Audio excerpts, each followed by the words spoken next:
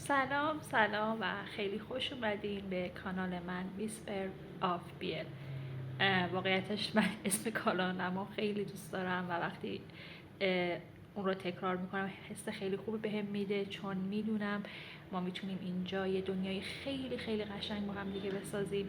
ما فوجوشی ها، ما فودانشی ها، ماهایی که اکثرا از خانواده های هموفوبیک اومدیم، کسی رو اطرافمون نداریم که از ذوقامون بگیم، از اون موقعی که سریال میبینیم، از اون موقعی که ناول میخونیم، از اون موقعی که صحنه های خیلی خوشگل میبینیم و دوست داریم جیغ بزنیم اونو با کسی شریک بشیم. خب من متاسفانه همچین کسی رو اطرافم ندارم، برای همین تصمیم گرفتم که این کانال رو داشته باشم تا بتونم دوستای شبیه خودم رو پیدا کنم، با اونا صحبت کنم، لذت ببرم و با همدیگه تبادل نظر کنیم، به همدیگه رمان، فیلم و سریال معرفی کنیم و مطمئن هستم که ما میتونیم دوستی خیلی زیبایی با همدیگه بسازیم.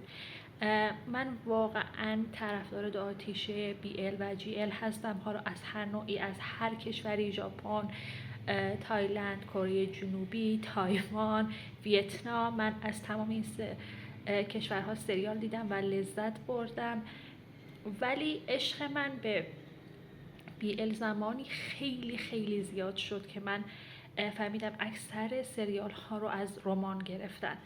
خب افتادم دنبال این موضوع که بفهمم آیا میتونم فایل فارسیشون رو گیر بیارم یا نه.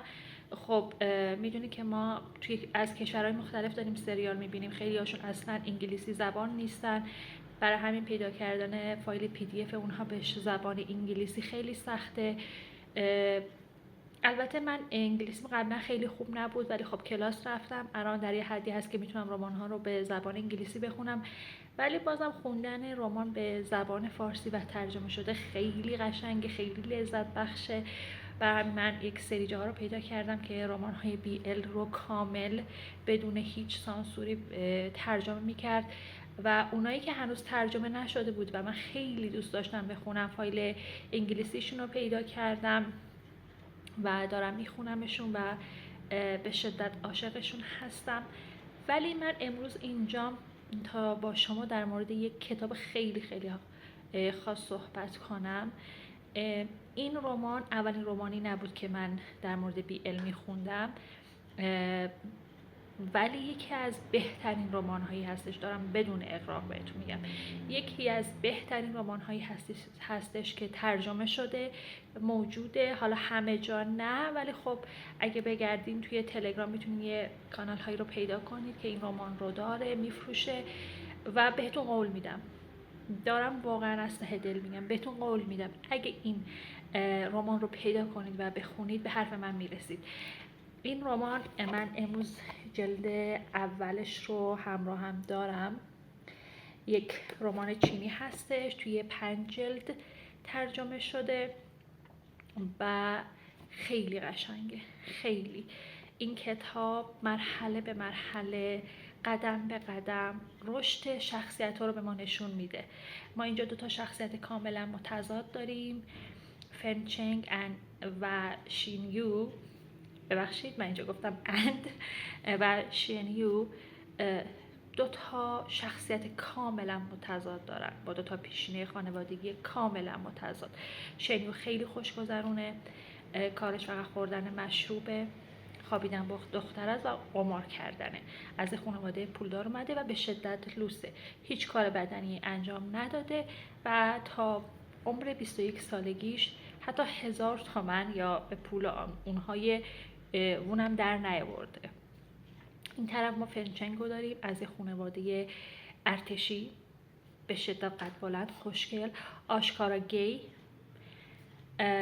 آرزوش این هستش که بره توی تیم ویژه اونجا بمونه، الگوش داییش هستش، خانوادهش کاملا ارتشی هستن. حالا این 2 تا همدیگر رو میبینن، من کامل براتون اسپویل نمی کنم مگه اینکه ازم بخواین. امیدوارم که کانال منو دنبال کنین، اگه سوالی داشتین یا هر چیزی بهم بگین تا جوابتون رو بدم. این 2 تا همدیگر رو میبینن و لحظه دیدارشون اینقدر قشنگه، اینقدر جذابه که لذت میبرین از خوندنش. اینکه چطور این 2 تا شخصیت با هم دیگه کنار میان، اینکه چطور شینیو اینقدر تغییر میکنه که خانواده‌اش هم نمیشناسنش، و از اون طرف فنچنگی که تمام فکر و ذکرش فقط ارتش هستش، چطور تغییر میکنه، چطور رشد میکنه، چطور این دوتا همدیگر رو کامل میکنن. واقعا زیباست، مرحله به مرحله توضیح داده شده.